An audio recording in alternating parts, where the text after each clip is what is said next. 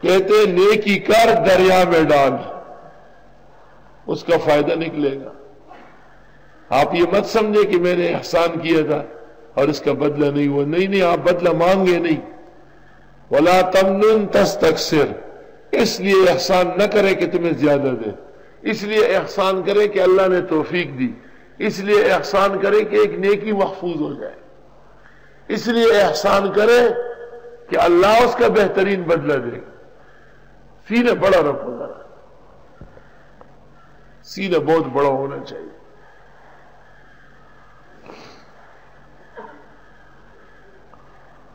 تو اللہ تعالیٰ کے سپرد ہونے کے بعد تین باتوں کی ضرورت پیش آئے گی۔ عقیدے میں ایمان ہو، موحد ہو، عمل میں اخلاص ہو، معاملے میں احسان ہو۔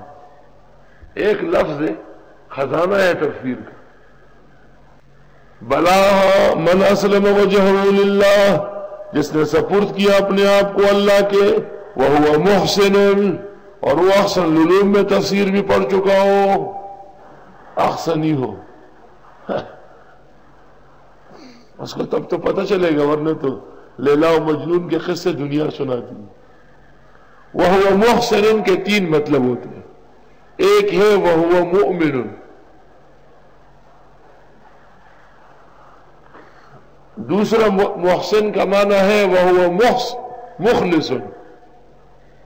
الاحسان ان تعبد ربک کأنک تراہ فإن لم تکن تراہ فإنہ یراک، حدیث جبریل میں، حدیث احسان۔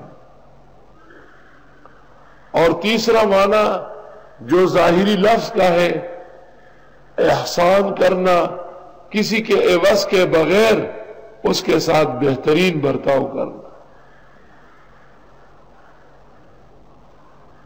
سبحان اللہ۔